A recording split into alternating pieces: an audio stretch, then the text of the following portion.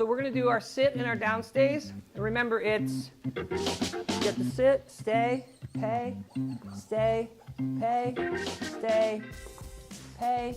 Right? We're going to do that over the course of 15 seconds and 30 seconds. So you're going to have a nice high rate of reinforcement every couple seconds, right? So we're going to start with 15 seconds, and then we'll do 30, and then we'll do the same thing with our down stays, okay? Once everybody's in position, I'll start the clock. Okay, starting the clock, so we're going to go for 15 seconds. Make sure you pay Bailey when he's actually sitting, not when he gets up. So you got to get the food out of his face, right? So you should stand up. You should stand up, right? Stay, pay, stay, pay. See, if the food's in his face, he's going to come out and meet the food, right? And pay him for his butt on the ground. Keep going. And release. Okay. Release. Okay. That was 20 seconds. So what we want to make sure we do, let his leash out just a little bit, okay, is stay, pay. Whoops, got beat on the treat. Reset him if you need to. Stay, pay, stay, pay, okay? We're going to do that over. Now we're going to do 30 seconds, okay? So everybody, let's get your dogs into a sit. Once your dog's in position, start your pay, stay routine. Starting the clock. Good. Okay, we're going to go for 30 seconds. Good. So stay predicts pay predicts stay. So keep that going.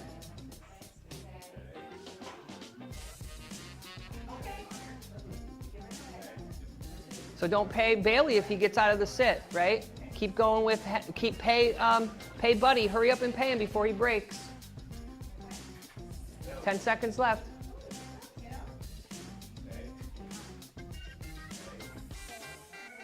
And release, okay. So let's hear release words, all done, okay. Right, so let's get our dogs into a down.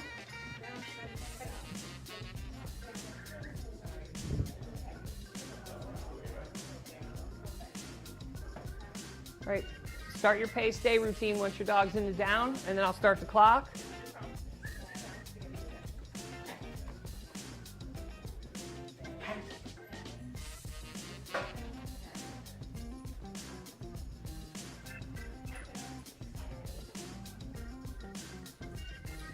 All right, jump in. Stay, stay. Okay, I'm gonna start the clock. Let's get Bailey down. Okay, then just go for your sit. Just do your sit stay. Laura, reset Buddy. Reset him because the clock has been started. We're 7 seconds in. You just dropped all your treats there on the ground, sir. So dogs are going to eat those up. All right, so let's pay and stay. Come on, guys. We got 30 seconds. Don't push his butt down. That's not how we teach sit. Oops.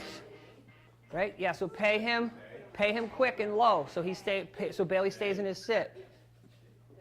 And release. Okay. All right, release. Let's hear all done. Release. Okay. Right? Let's hear some kind of release words, guys. All right, you got to let your dogs know when the stay is over. Again, when your dogs are in a position and you're paying them for that position, if they go to get out of it, retract the food. So if they're in a down and you pay low to the ground, their trajectory is this way. If you pay them up here, they're going to come up to meet your hand. When they're in a sit, okay, like you, mister, stay, pay, stay, right? So even if the treat falls, I have another one ready to go, right? So I use the dog's nose to guide, okay? Stay,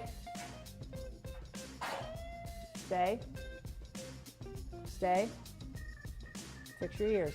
Oops, my bad, okay? So you see how fast I bring the reinforcement in. That's why he's gonna hold it. Stay predicts pay predicts stay, and if you're quick enough, your dogs are going to hold their stay. Stay, pay, right? Stay, pay. Okay, we're going to do that every couple seconds over the course of, let's do 20 and 30 seconds because 15 is a little short.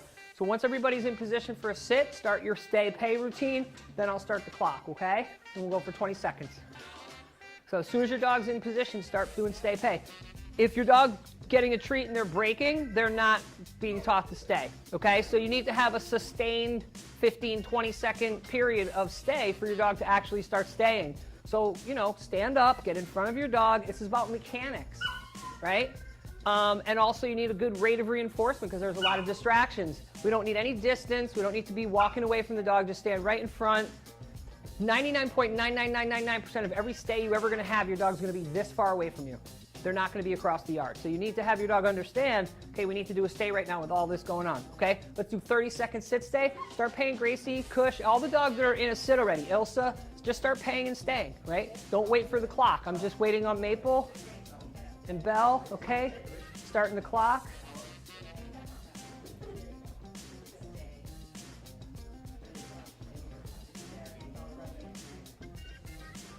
And release. Okay, all done.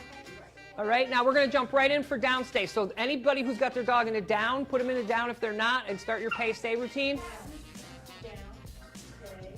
Remember, you don't want to say down while you're moving with the food. You want to say it first and then use your hand signal.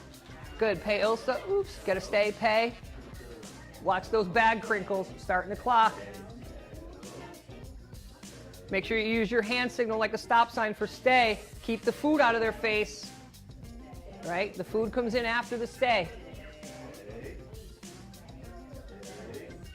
Good, good, good, good. Stay, hand like a stop sign, and then the food comes in. Okay, guys, we're going to go for 10 more seconds. Good. Spread out your stay and your pay. They shouldn't happen at the same time. And release. Okay. Okay, all done. All right, so good job on that one. Remember, if you guys have food in your dog's face and you're saying stay, they're going to break that stay because they have food in their face. So it should be stay, then the food comes in. Stay, then the food comes in, right? So that's your mechanics for this. Stay, then pay. Stay predicts pay, pay predicts stay. And if you're good with that mechanic, your dog's just going to wait because they know, oh, when I see this, the food's coming. After I get the food, this is coming. And that's how you're going to get the dog to settle in. One of the other things that we do in puppy class is we start to teach the dogs to do a down position, and that's helpful for a lot of things. You know, getting your dog to go into a down position at the vet, or perhaps you want to chill out somewhere with your dog and just have a cup of coffee. It's nice for them to settle. It's a really good cue and has a lot of applications. So again, JoJo, leave it. She's got a great down. So if I say down, right, and I back it up with the hand signal.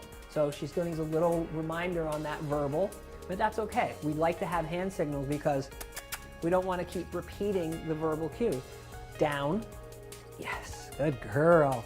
So that time there, she did it on the verbal, but prior to that, she was a little distracted, so I just backed it up with the hand signal. And that's one of the things that people often forget is that the hand signal predicts the verbal. So when you train the dog the hand signal first for a couple days, 2-3 days, and then you add the word, wait a beat, and then put the hand signal in, the word starts to predict the hand signal, whether it's down or sit. So down is a good cue. And you see how in puppy class, the dogs are learning it and we're teaching them to stay. And that's also going to be something that, you know, people can use very practically throughout their life. JoJo. Down. Yes. So again, I wait a second or two, and if she doesn't do it, we back it up with the hand signal. Down. Yes. So she needs a little reminder, right? The first one, she's a little distracted, but let's proof that. Come here. Down. Yes. All right. Let's proof it again. Down. Yes. Good girl. So I wonder if it's just on that first trial that she gets a little confused. Or maybe it's the position of the room. Down. Yes, now you got it. Good girl. Again, don't be focused on perfection. Worry about better percentages, human behavior in the environment. That's what's going to get better results, right? I don't know any person on the planet who is perfect. I've never known someone, I've never read about someone who's perfect, no matter how smart they are. So dogs need reminders, and those reminders come in the form of hand signals or maybe verbal prompts to motivate them. But, you know, if you have a down and your dog knows it, use it when you need it, but don't become a down fanatic. Like I always tell people, don't become a sit fanatic. Everybody wants to sit, sit, sit, sit, sit, sit. It's not so much important that the dog sit all the time, but when you do need it, it definitely helps. So if you need your down for whatever reason, it's nice to know that the dog has it.